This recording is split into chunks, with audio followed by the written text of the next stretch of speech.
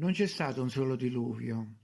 Sappiamo bene del primo, quello biblico, che è stato un diluvio reset, una punizione a quanto pare, e abbiamo prova dell'ultimo, quello di 200 anni fa circa. Nel primo diluvio l'acqua ha raggiunto grandi altezze, come le pendici del monte Ararat, che è alto circa 5.000 metri. Nell'ultimo, tutti i piani bassi in Russia sono stati interrati. Stranamente, questo evento non è riportato nelle cronache e non ci sono memorie orali tramandate, ma ci sono foto che dimostrano quanto è successo in un tempo non molto lontano, poiché i palazzi interrati hanno un'architettura più simile a quella dei nostri giorni. Inoltre, alcune stampe che possono sembrare curiosità dimostrano in realtà le difficoltà di chi ha dovuto fare i conti con zone diventate paludose.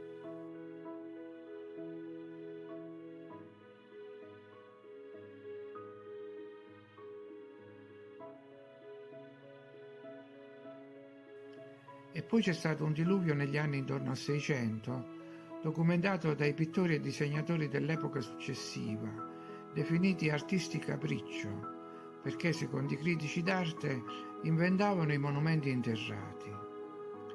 Ma fu in quell'occasione probabilmente che l'acqua rese inospitali interi territori e sommerse città costiere importanti come Venezia, Amsterdam e San Pietroburgo. Si tratta di città che non erano state costruite nell'acqua, poiché le fondamenta sono di pietra e quindi il mare si è sollevato in seguito, altrimenti chi avrebbe costruito nell'acqua? Qualche ricercatore si è chiesto da dove fosse venuta tanta acqua e in seguito dove fosse defluita. È stato anche calcolato che la quantità di acqua necessaria per allagare interi continenti avrebbe dovuto essere enorme e ciò non si concilia col ciclo dell'acqua come ci viene descritto nei testi fin dalle elementari. Se c'è tanta acqua negli oceani, tanta nei fiumi e nei laghi, tanta nelle nuvole, non ce ne può essere di più in tutti i posti contemporaneamente. Allora qual è l'origine dell'acqua in più che ha sommerso la Terra a più riprese? Ci sono alcune spiegazioni ufficiali. La prima, quella collegata alla Bibbia, parla di 40 giorni e notti di pioggia. Poi c'è quella dell'asteroide, poi c'è quella di una fuoriuscita di acqua dal centro della Terra e infine lo scioglimento dei ghiacci. Prima spiegazione. I 40 giorni di pioggia lasciano molti dubbi perché sarebbe occorsa una continua evaporazione e una continua ricaduta di acqua, in più dappertutto nello stesso tempo. Ma come avrebbe fatto l'acqua a evaporare col cielo buio e con una pioggia incessante che la respingeva giù? Seconda spiegazione. L'asteroide, un impatto del genere da causare uno tsunami su tutta la Terra, avrebbe dovuto lasciare segni inequivocabili, come un cratere immenso. Inoltre avrebbe dovuto scagliare l'acqua vaporizzata nell'atmosfera e causare l'oscuramento del Sole fino a provocare l'estinzione di ogni forma di vita.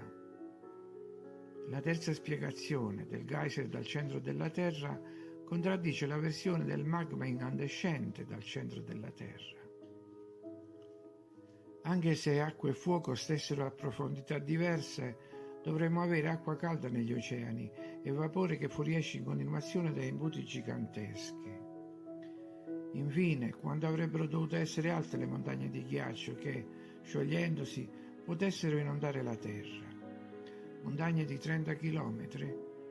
Invece la spiegazione di tutto ciò potrebbe essere molto più semplice e logica. L'acqua in più che ha inondato la Terra a intervalli proviene da un settore esterno al nostro habitat, da posti come Iperborea per esempio. Là ci sono fiumi grandi come oceani, ne parlano gli storici antichi. Hanno scritto che Iperborea era una civiltà fluviale. E di là provengono anche gli iceberg di acqua dolce, considerato che al polo non piove mai. L'acqua in più che si accumula in quel settore defluisce da questa parte abitata da noi, in questa valle di lacrime. Perché poi la chiamiamo valle? Siamo forse in un basso piano? Naturalmente noi non abbiamo prove di niente, ma osservando queste antiche stampe si può capire il grande impatto dell'onda che ha invaso città e campagne, distruggendo ovunque la vita e interrando monumenti. In molte stampe si coglie anche il momento della rinascita, la riscoperta del territorio da parte dei nuovi abitanti, gente che si sveglia fra le rovine e le accetta come il passato. Ma quanto tempo sarà passato dalla catastrofe? 50 anni, 100 anni?